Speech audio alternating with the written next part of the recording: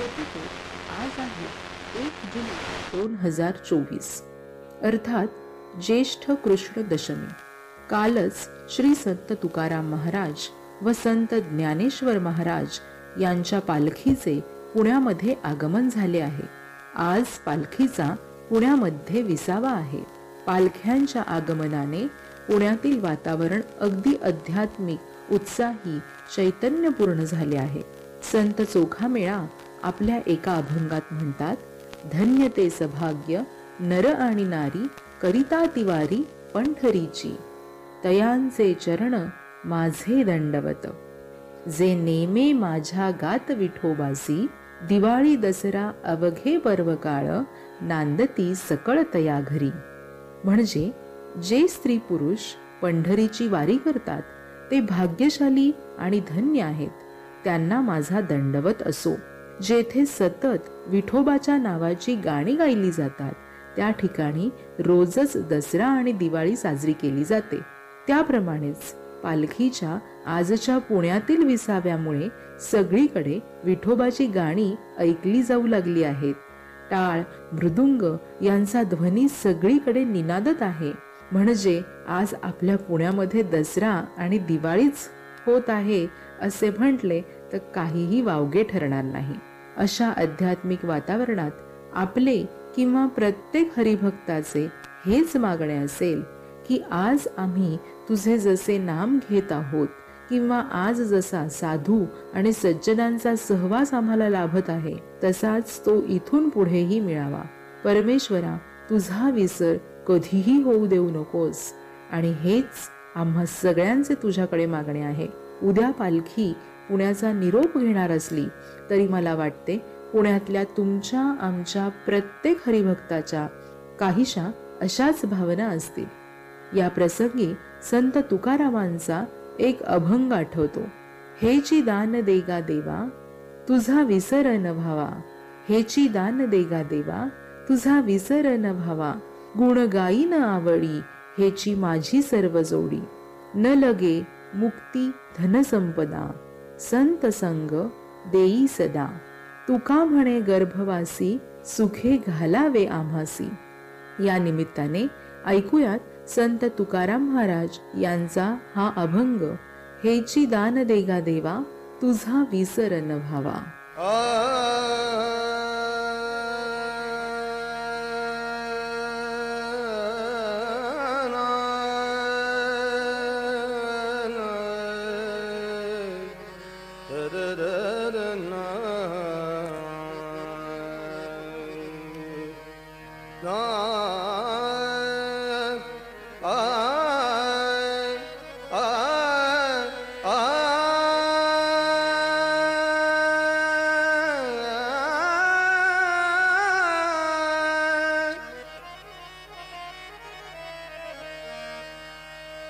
हेची दान देगा देवा, हेची दान देगा देवा, हेची दान देगा देवा, हेची दान देगा देवा, हेची दान देगा देवा, तुझा विसर न भावा,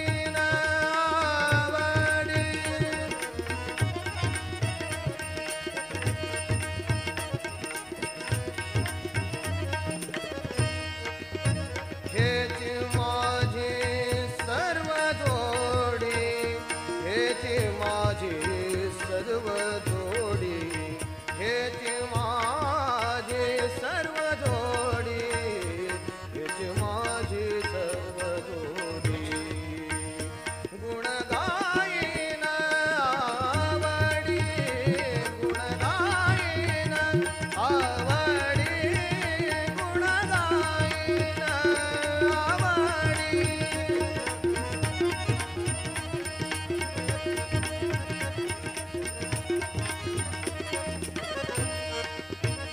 तुका म्हणे गर्भवासी तुका म्हणे गर्भवासी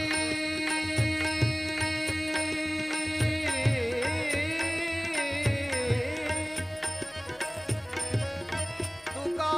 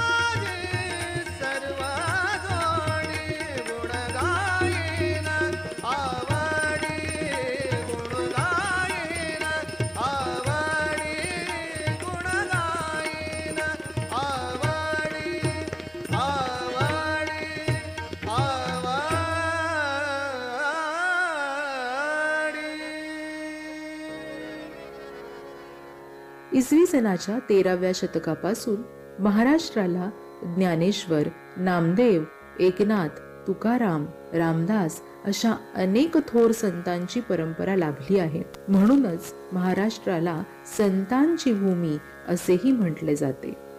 या संतांचा महाराष्ट्रात उगम झाला नसता तर महाराष्ट्र संस्कृतीचा सर्वनाश अटळ होता. या संतांनी आपल्या वाणीने, लेखणीने आणि कृतीने आपल्या प्राचीन वैदिक धर्माचे, गीता धर्माचे पुनरुज्जीवन केले. समाजाला भावनिक, नैतिक आणि आत्मिक आधार देऊन समाजाचे रक्षण केले. आत्मोन्नतीचा भक्तिमार्ग दाखविला. या सर्व संतांनी त्या काळात संपूर्ण भारतभर संन्यासवादाचा प्रभाव असूनही संन्यासाला, संसार त्यागाला मात्र निक्षून विरोध केला. संसारात राहूनही नित्य नामस्मरण करत राहिले तर मोक्ष प्राप्ती होते, परमेश्वर प्राप्ती होते असा उपदेश केला. म्हणून तर समर्थ रामदास आपल्या एका अभंगामध्ये म्हणतात, आधी प्रपंच करावा नेटका, आधी प्रपंच करावा नेटका, मग घ्यावे परमार्थ विवेका, येथे आळस करू नका विवेकी हो. म्हणजे सर्वप्रथम सगळ्यांनी आपला प्रपंच व्यवस्थित केला पाहिजे. त्यातील कर्तव्य जबाबदारीने पार पाडली पाहिजेत. त्यानंतर परमार्थाचा विचार केला पाहिजे. मग इथे प्रपंच म्हणजे काय? तर केवळ पती, पत्नी किंवा मुले बाळे इतकाच येथे प्रपंचाचा अर्थ नसून आपण या पृथ्वीवर राहतो त्या अर्थाने पृथ्वी ही सुद्धा आपली आईच आहे. ती आपले पालन पोषण करते. म्हणजेच पृथ्वी मातेच्या संसाराचा आपण एक भाग आहोत. हा आपल्या सगळ्यांचाच एक प्रपंच आहे. इतका व्यापक अर्थ संतांना येथे अपेक्षित आहे. आणि मग या पृथ्वीप्रती आपलीही काही कर्तव्ये आहेत. ती आधी जबाबदारीने पार पाडली पाहिजेत असे या सर्वच संतांनी लिहून ठेवलेले आहे. आणि ही कर्तव्ये पार पाडत असताना किमान काही क्षण तरी देवासमोर नतमस्तक व्हा. म्हणून संत ज्ञानेश्वर महाराज म्हणतात, देवाची ये द्वारी उभा क्षणभरी, तेणे मुक्तिचारी साधी येल्या. हरिमुखे म्हणा, हरिमुखे म्हणा, पुण्याची गणना कोण करी. असोनी संसारी जिव्हे वेगू करी, वेदशास्त्रे उभारी बाह्या सदा. ज्ञानदेव म्हणे व्यासाची या खुणा, द्वारकेचा राणा पांडवा घरी. देवाची ये द्वारी उभा क्षणभरी. जो फक्त एक क्षण पूर्ण भक्तिभावाने देवाच्या द्वारी उभा राहिला, तेणे मुक्तिचारी साधी येल्या. त्याला चारही मुक्ती प्राप्त झाल्या. पुढच्या पंक्तीत माऊली म्हणतात, हरिमुखे म्हणा, एकदा नव्हे तर दोनदा. सर्वसामान्य लोकांना माऊली कळकळीने म्हणत आहेत की मुखी देवाचे नाव असू द्यात, मुखी सतत देवाचे नाव असू द्यात. तुमच्या पुण्याची गणना इथे करू नका. कायम नामस्मरण करत राहा. नामस्मरण करणाऱ्या संसारी माणसाला वेदशास्त्रे देखील दंडवत करतात, महान मानतात. थोडक्यात काय तर सामान्य व्यक्तीने संसार व्यवस्थित करावा आणि हा संसार करताना नामस्मरण देखील करावे. तर ऐकूयात आपले पुढील गीत, देवाची ये द्वारी उभा क्षणभरी.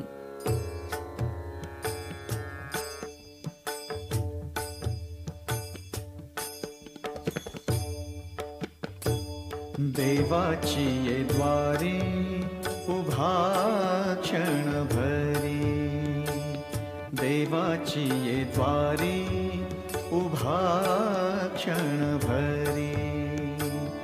तेणे मुक्तिचारी साधी येला, तेणे मुक्तिचारी साधी येला, साधी येला.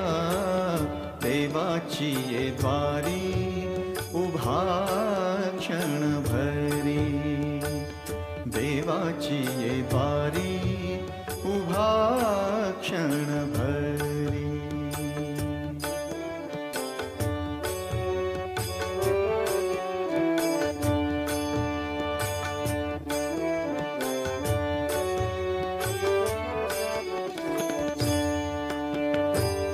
हरिमुखे म्हणा, हरिमुखे म्हणा, हरिमुखे म्हणा, हरिमुखे म्हणा. पुण्याची गणना कोण करी, पुण्याची गणना कोण करी, कोण करी रे. देवाची ये द्वारी उभा क्षणभरी, देवाची ये द्वारी उभा क्षणभरी.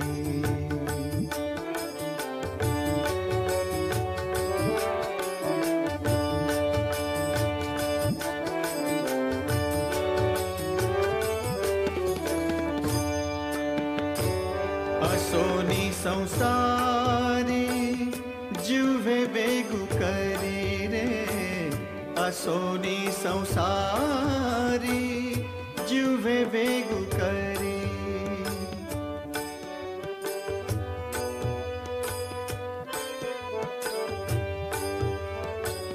असोनी संसारी जुवे बेगु करी वेद शास्त्र उभारी बाह्या सदा वेद शास्त्र उभारी बाह्या सदा बाह्या सदा देवाची द्वारी उभा क्षण भरी देवाची द्वारी उभा क्षण भरी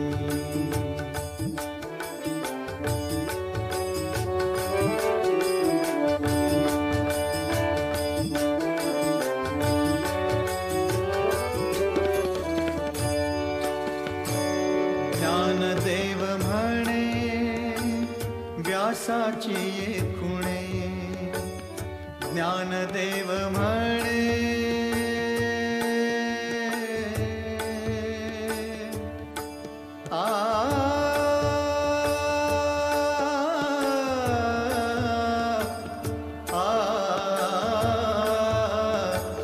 ज्ञानदेव म्हणे व्यासाची खुणे द्वारकेचे राणे पांडवा घरी द्वारकेचे राणे पांडवा घरी रे देवाची ये द्वारी उभा क्षण भरी देवाची ये द्वारी उभा क्षण भरी तेणे मुक्तिचारी साधियेला तेणे मुक्तिचारी साधियेला साधियेला देवाची द्वारी उभा क्षण भरी देवाची द्वारी उभा क्षण भरी देवाची द्वारी उभा क्षण भरी. नामस्मरण करता करता प्रपंचही नेटका करा. मगाशी म्हटल्याप्रमाणे प्रपंच हा व्यापक अर्थी आहे. म्हणजेच माता स्वरूप असणाऱ्या आपल्या पृथ्वीप्रती देखील आपल्या काही जबाबदाऱ्या आहेत आणि त्या नेटकेपणाने पार पाडण्याची आज आपल्याला गरज आहे. तीच निसर्गाची सुद्धा गरज आहे. प्रापंचिकांना उपदेश करताना पशुपक्ष्यांच्या वनस्पतींच्या वैशिष्ट्यांचे अनेक दाखले दिले गेले. निसर्गाचे महत्त्व विशद केले गेले. असे अनेक अभंग, ओव्या, काव्य या संतांच्या साहित्यामध्ये दिसून येतात.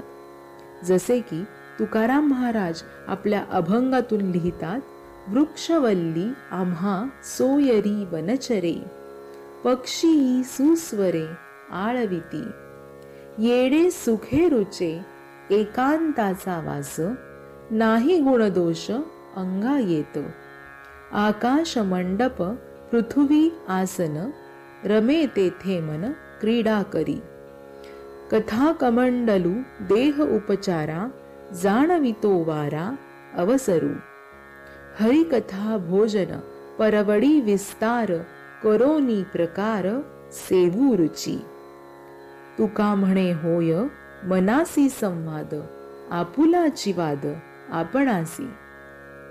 थोडक्यात तुकाराम महाराज इथे सांगतात की मनाशी उत्तम संवाद साधायचा असेल किंवा चांगले मानसिक आरोग्य हवे असेल तर निसर्गाच्या सानिध्यात जा.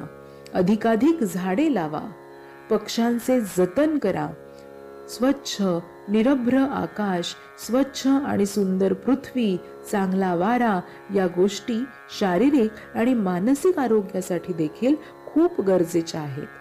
किंबहुना या नैसर्गिक संसाधनांचा आपण जपून आणि योग्य रीतीने वापर करायला हवा. त्यानिमित्तानेच ऐकूयात हा पुढील अभंग, वृक्षवल्ली आम्हा सोयरी वनचरे.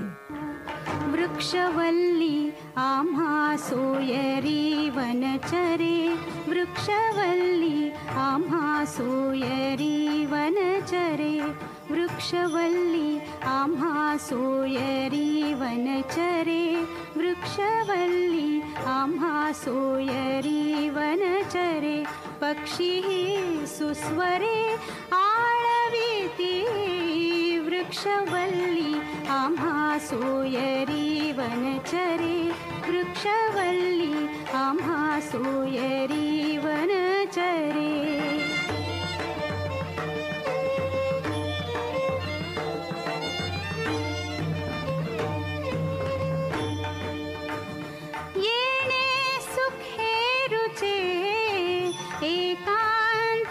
महत्व अनन्यसाधारण आहे.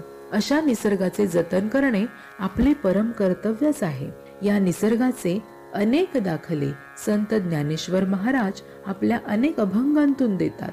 खरं म्हणजे ज्ञानेश्वरांच्या निसर्ग वाचनाला दाद द्यावी अशा अनेक ओव्या ज्ञानेश्वरीमध्ये आढळतात. उदाहरणार्थ, कासवाची मादी किनाऱ्यावर मातीत अंडी घालते. उन्हाने रेती गरम होऊन अंडी उबतात आणि पिल्ले बाहेर येतात. ही पिल्ले स्वतंत्रपणे जगतात आणि वाढतात. कासवी प्रत्यक्ष पिल्लांचे पोषण करत नाही. आत्मसंगती जडाला चेतना दशा कशी आणते ते सांगताना ज्ञानेश्वरांनी 13व्या अध्यायात म्हटले आहे, आगा मुख मेळे विण पिलियाचे पोषण करी निरीक्षण कुर्मी जेवी. आगा मुख मेळे विण पिलियाचे पोषण करी निरीक्षण कुर्मी जेवी. या ओवीत कासवणीचा दृष्टांत देत प्रत्येक जीवाचे सृष्टीवर असलेले अवलंबत्व येथे ज्ञानेश्वर दाखवतात. ज्ञानेश्वरांप्रमाणेच समर्थ रामदासांनाही निसर्गाची चांगली जाणकारी होती. समर्थांनी संपूर्ण भारत तीर्थयात्रा करून पाहिला होता. आपल्या आयुष्याचा बराच काळ त्यांनी हेळवाक, शिवथर अशा सह्याद्रीतील दुर्गम घळींमध्ये वास्तव्य करून आणि रानावनामध्ये हिंडून घालविला होता. दास डोंगरी राहतो असे त्यांचे वर्णन त्यांनी स्वतः केलेले आहे. शिवथर घळीचे वर्णन असलेले गिरीचे मस्तकी गंगा तेथुनी चालली बळे धबाबा लोटल्या धारा धबाबा तोय सगळे. हे समर्थांचे स्फुट काव्य प्रसिद्धच आहे. सृष्टी सौंदर्याने नटलेल्या शिवथर घळीतील वास्तव्याला त्यांनी दासबोध नावाचा ग्रंथ रचला. समर्थांना पाऊस, पाणी आणि निसर्ग हे मनुष्याच्या आयुष्यात फारच महत्वाचे आहेत असे वाटते. समर्थ पावसाळ्यातील वर्णन करताना रचना करता, पसरले सरले गिरी साजरे सरवटे धुकटे भरिते भरे. पसरले सरले गिरी साजरे सरवटे धुकटे भरिते भरे. बहुवात झडाच झडाडितो वरतरू वरताची कडाडितो. संत तुकाराम देखील म्हणतात, काळ आणि पाणी नासू नये सर्वथा. किती या संतांची दूरदृष्टी. 1600च्या काळात पाणी वाचवा, पाण्याचे संवर्धन करा असा संदेश देणारे हे आपले संत. खरोखर या संतांनी उपदेश केल्याप्रमाणे आपणही पाण्याचा अगदी काटकसरीने वापर केला पाहिजे. त्यानिमित्ताने का होईना पण आपण काही अंशी आपल्या पृथ्वी मातेच्या प्रती आपल्या असलेल्या काही जबाबदाऱ्या पार पाडू शकू.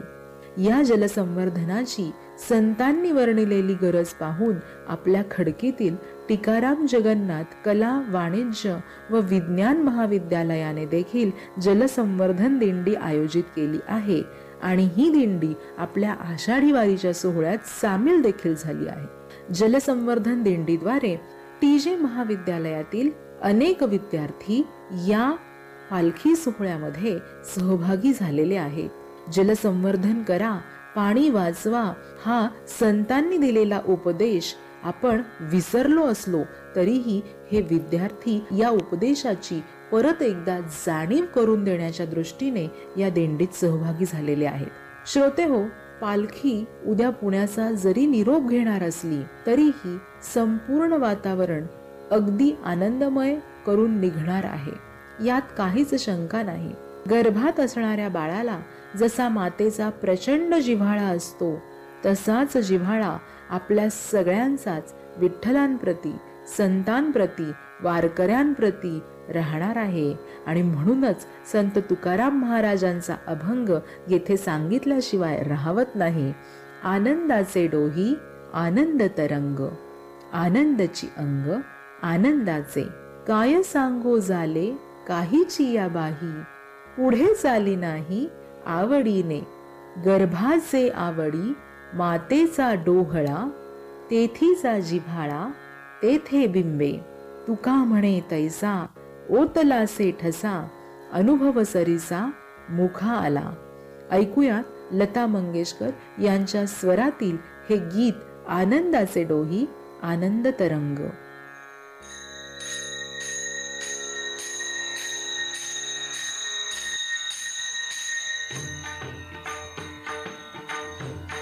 आनंदाचे डोही आनंद तरंग, आनंदाचे डोही आनंद तरंग, आनंदाचे डोही आनंद तरंग, आनंदाची अंग आनंदाची अंग, आनंदाची अंग आनंदाची अंग, आनंदाचे आनंदाचे डोही आनंद तरंग, आनंदाचे डोही आनंद तरंग, आनंदाचे डोही आनंद तरंग. काय सांगो झाले काहीची आबाही, काय सांगो झाले काहीची आबाही, पुढे चाली नाही, पुढे चाली नाही आवडीने. आनंदाचे डोही आनंद तरंग, आनंदाचे डोही आनंद तरंग. गर्भाचे आवडी मातेचा डोहळा, गर्भाचे आवडी मातेचा डोहळा, तेथीचा जिव्हाळा तेथे बिंबे. आनंदाचे डोही आनंद तरंग, आनंदाचे डोही आनंद तरंग. तुका म्हणे तैसा ओतलासे ठसा, तुका म्हणे तैसा ओतलासे ठसा, अनुभव सरीसा, अनुभव सरीसा मुखाला. आनंदाचे डोही आनंद तरंग, आनंदाचे डोही आनंद तरंग. आनंदाची अंग आनंदाची अंग, आनंदाची अंग आनंदाची अंग, आनंदाचे आनंदाचे डोही आनंद तरंग, आनंदाचे डोही आनंद तरंग.